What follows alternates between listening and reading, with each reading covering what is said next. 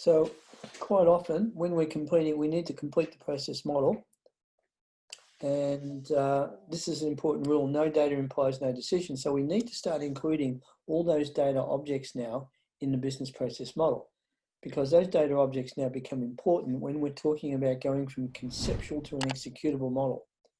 So while they might have been irrelevant, so while the modelers might have deemed them irrelevant for the conceptual model, and quite rightly so, sometimes they clutter a diagram, they get in the way, and it makes things overly complex. But when we get down to the task now of converting that conceptual model to an executable one, we need it. So in the conceptual model, the model is assumed that it might be common knowledge that something is needed for a task to be done, okay? Or sometimes when they're doing the business process model, they may not just be aware of it. So they might not have done their job properly. They might not have access to all the information, therefore they weren't aware of it. Either case, it's okay to neglect a lot of that information in the conceptual model, but it's not irrelevant. While it may not be relevant in a conceptual model, it becomes now highly relevant when we're talking about a process model that's going to be executed. Okay, so typical example: when you've got a process model focused on a sunny day scenario and neglects all the negative situations that might arise during the execution of a process. Okay, so when you're talking about building a business process model, okay, we talked about the sunny day scenario sort of weeks and weeks ago, where all the exceptions come up. We ignore the exceptions. We assume everything's going to go ahead okay. That doesn't always happen, and usually won't happen.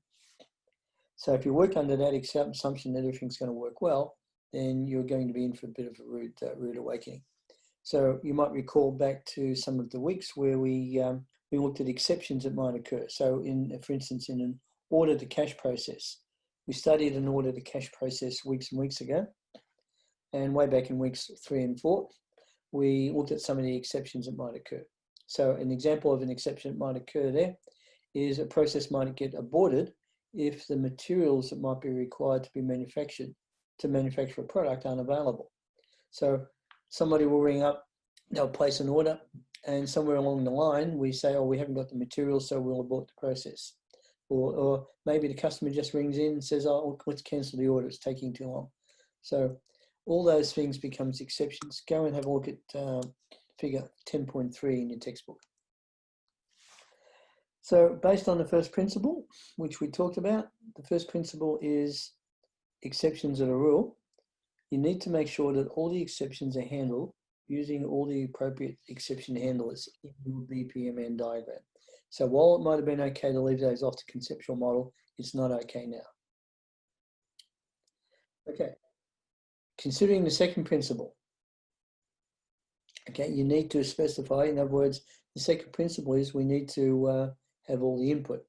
So if you consider the second principle, you also need to specify all the electronic data objects that are going to be required as input and output by the different tasks in our BPMN.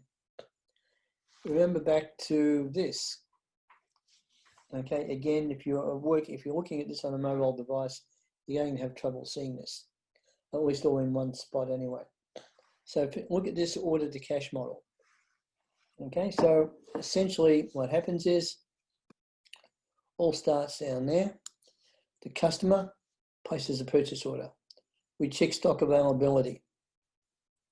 Okay, if we have the product in stock, we check the raw materials availability.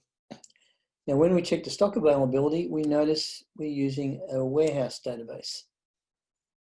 Okay, when we're checking the raw materials, we use the supplier's catalog. Okay, when we come down there, we retrieve the product from the warehouse. We got the products in the warehouse. We got a database over there. Now you notice the purchase order object is utilized over here at various steps. Purchase order is used all over the place. As a matter of fact, it's used in check stock availability because we have to look at the purchase order to see what stock we want. So for every item on that purchase order, we have to check the warehouse database. For all the raw materials, which we have to check the raw materials for everything we need to manufacture. We have to refer to the purchase order. And again, down there where we retrieve products from the warehouse, again, we have to refer to the purchase order. Okay, and then once we retrieve the products in warehouse, we've actually got a product data over here.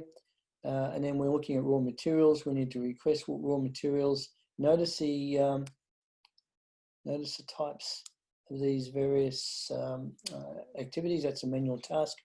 Again, raw materials becomes an object. Purchase order, we're referring to the purchase order again. We're referring to the product. We're referring to purchase orders, purchase order confirmation, shipping addresses, invoices. We need to know all these things, the orders database and so on. All these objects have to be in there.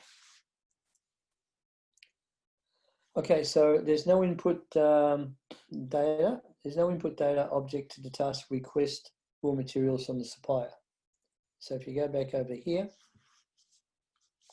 request raw materials from the supplier, which is over there, you notice there's no input data to that task. Okay. Though the task does need a list of raw materials to be ordered. So the task also checks stock availability. It uses a purchase order as input to obtain the code of the product, but it doesn't produce any output. So check stock availability, again, uses the purchase order as input. The database doesn't produce any output.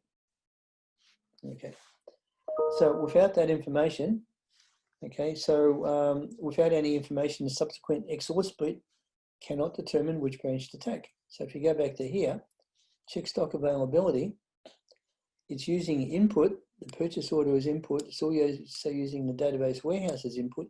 It produces no output. Therefore, how do you know which branch to take over here? Something happened. There we go.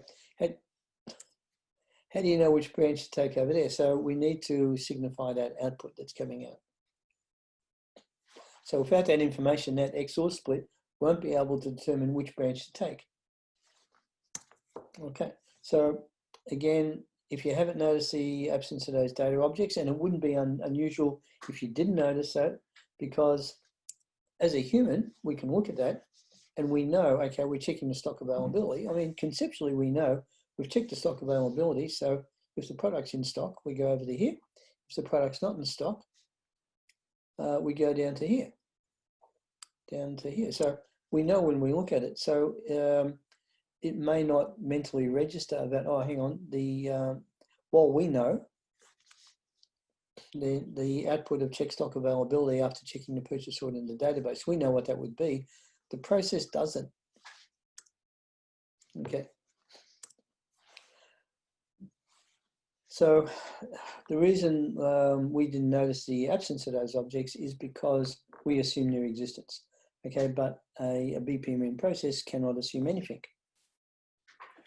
So while that might be all right in a conceptual model, it's not okay in an executable model. So the software engine needs the input in order to be able to run the model. So we have to make sure each task has the required input and output electronic data objects. And every data object needed by the BPMS engine to pass control between tasks to make decisions has to be modeled. All right, so let's talk about data objects a little bit now. Okay. All electronic objects, data objects that are required as input and output needs to be specified. So we know that now. We know that because when we get to a stage like this, we've got input objects here, we need output objects. And those output objects can then be used by these decision branches. So we know that now, that's okay. The rationale for that, of course, is data objects are often assumed to exist in a conceptual model. That's okay. The Victorian Institute of Technology has other great videos covering many different topics. Please check them out, and thanks for watching. Remember to like and subscribe the video for more great content like this.